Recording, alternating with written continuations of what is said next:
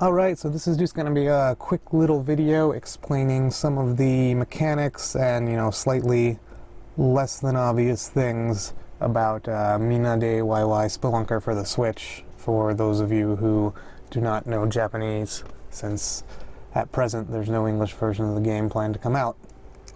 So I'm going to start up the demo version here. I've got a fresh save, and basically I'm just going to do a couple run-throughs of the first level of the game, and in doing that explain some of the mechanics with equipment and litho stones and stuff like that. So this just starts up the game,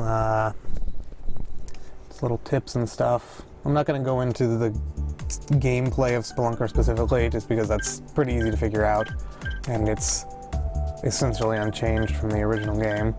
So we start off, this red thing that says cave. That's where you go on your adventure. There's item box, options, ranking. We'll take a look at the item box a little later, but for now let's go ahead and head into the first stage. So when you select a stage here, you'll get these four icons. The first one is a single player mode. This is multiplayer mode. This gives you a list of the litho stones you can find in the stage. And then this is a best time ranking, which isn't available in the demo. So let's take a look at this real quick. So this shows us here that in this level you can find one piece of that top item and 4 pieces of that bottom item. So with that in mind, let's go ahead and go into the stage. This is where you can kind of set up your items and stuff. We don't have any items at this point, so we'll just head straight on in.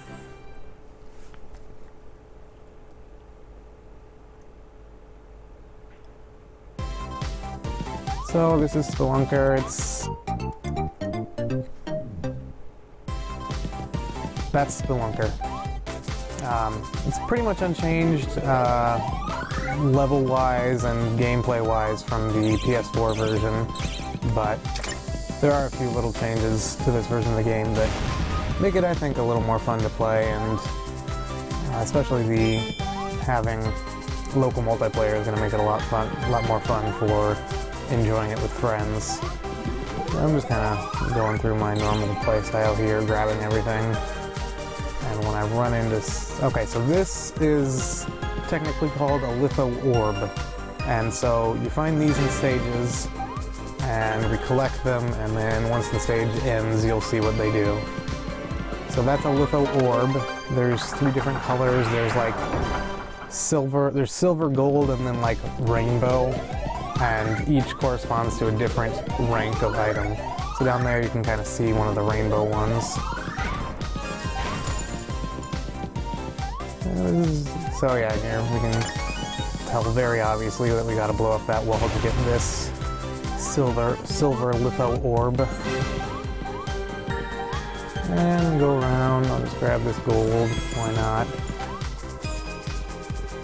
One of the changes from the PlayStation 4 version is that you start off with 5 lives instead of 2, which definitely makes the game a lot easier to play through. In the PlayStation 4 version, you had to use the in-game currency to continue, so obviously they gave you only 2 lives so that they could get you to spend money to continue. So now we have 4 litho orbs, and if you remember from the little list we saw before the stage, there's a total of 5. So there's 1 more we gotta get. We'll continue, we're almost done with this stage now. A little Indiana Jones moment here. And there's the last litho orb. So, I mean, if you take a look before the stage, see how many litho stones you're supposed to get, then that'll tell you how many litho orbs are in the stage, and if you get that many, you know you've got them all. So we've finished the stage now, quick little no problem. So this just gives us a score rundown. Based on your score, you get a certain number of stars. I don't think it actually tells you, I haven't found where it tells you the score requirements for each star, but it's very easy so far at least to get 3 stars on every level. We don't have anything equipped, so there's nothing to figure out there. We'll go over that next time. So this is where the litho orbs turn into litho stones. I'm using the names from the PS4 version. They might have different names in this version, but so what they do is each individual orb turns into a piece of an item, and then once you collect all the pieces of the item is completed and you're able to use it. So as you can see there, we got all 4 pieces of that hat and then just 1 piece of the cape item. So now I'm going to take a quick trip on over to the inventory box. So this first button lets us change our equipment. You get 5 different loadouts. So here we can change our character. There's regular Spelunker and Spelunkette. Right now there's a couple other characters you presumably unlock later on. And so the difference is most equipment is only equipable to either male characters or female characters. So that'll kind of determine which equipment you can use for which character. So here's the hat we just got. We can equip that. And you can see down below the little abilities section that came up with the icon with the bat pooping and the X1. That should indicate to you, well, it might not be entirely clear, but what that's meant to indicate to you is that lets you survive getting hit by bat poop 1 time. So we've equipped that now, and as you can see there, it's level 1, and that little currently empty meter before it is the experience meter for the item. So now let's go to this last one. We'll ignore this middle one for a moment and go to this last. This is the item encyclopedia. So you can see down here is that cape that we only got 1 piece of, and then here's the hat we just got. So if we pop this open, we can see the first thing is type. It's a head item. You can see who can equip it on the top right, and currently it only shows Spelunkette because that's the only character who can equip it. It's a female-only item. And then in the upper middle is the ability list. This item only has 1 ability, and that ability is protection from bat poop. And then the bottom is just a cute little lore description of the item. It's not really all that important. So basically, to sum it up, equipping this item currently at level 1 gives us protection 1 time from bat poop. And let's go back in and do 1 more run through of the first stage, same stage again. If we look back at this list of lithostones, you can see they're both complete, so we never have to pick those up again. We have them forever. You only get 1 of each item. And that's essentially how the collecting aspect of the game works. You try to collect all the lithostones from the litho orbs from each stage to unlock new items. And so now we can come back into this stage, and you may be wondering, well, if I collected all the lithostones, what happens if I collect them again? Well, that's what I'm here to show you. So we'll go over here. Nothing over there. I'll skip these items. There's one down here. So, oh gosh, what's that? So, instead of the litho orbs now, they have been replaced by what are called power stones. They were called amber in the PS4 version, but they're called power stones now. And they have the same, there's 3 different versions. There's bronze, silver, and gold, I believe. So I'll just go through and grab all of them real quick. Shouldn't take but a moment. Yeah, you can see down there the shiny gold one. Well, maybe I'll get the no deaths bonus this time. So here's another bronze one. Grab that. Yeah, I'll build this up to save some time. So yeah, there's a number of different abilities ranging from protecting you from various enemies to protecting you from bomb explosions. You can get increased range for your bomb explosions. You can get increased range for your fan, which you use to ward off ghosts, among other things. Oh, I'm running out of air. Yeah, you can get an increased air meter. Many different abilities. I'm not sure the full extent of the abilities available in this version because it seems like they've changed things up a little bit from the PS4 version for various reasons. But that'll be one of the interesting and fun things to find out when the full version comes out. So we've finished this level again now, so we can kind of take a look at the more common version of the results scene that you'll be seeing probably now that we have an item equipped and stuff. So yeah, you can see there I got a 10,000 point bonus for not dying, no deaths. And then on the right it just tells you your clear time and whether or not it's in your record. So by beating a level, you gain experience for your items. It's just, I think, just a set amount of experience per level.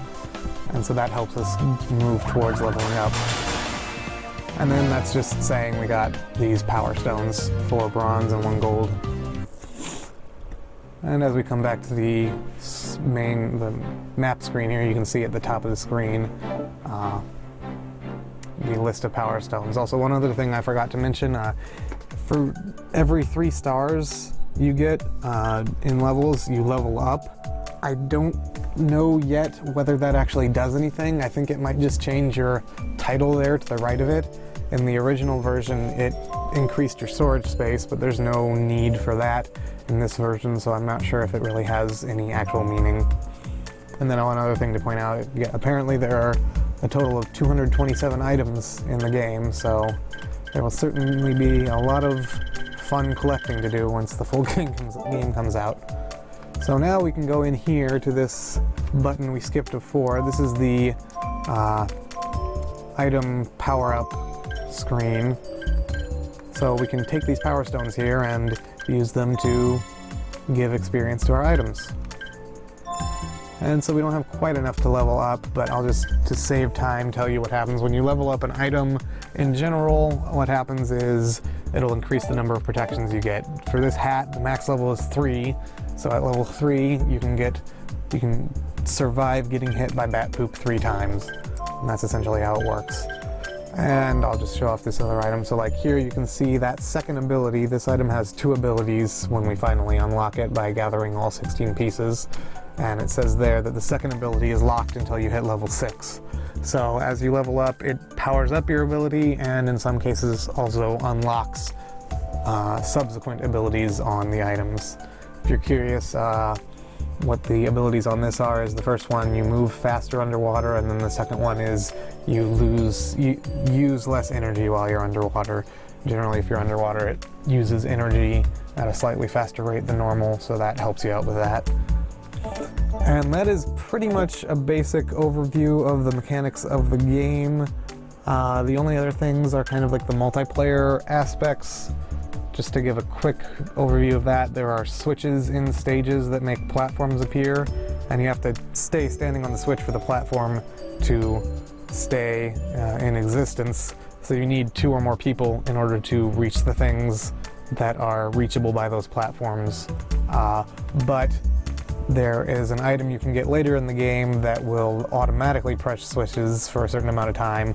So once you get that, you'll be able to reach the items that are blocked off by those switches without needing multiple people. And then the only other mechanic is doggy digging. After a few levels you get a dog companion that you get to bring with you, and there will be little glowy spots in the stages that you press X on with the dog with you, and he'll dig up litho orbs for you. And that should pretty much cover everything. I hope you enjoyed this video. I hope it helps you enjoy the full game a little bit more. This is just the demo version, but the full game comes out in a couple weeks and I'm really excited for it.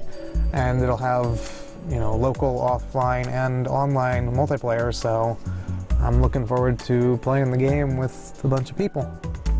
So yeah, if you found this interesting, maybe consider downloading the demo and possibly trying out the full game when it comes out. Thanks!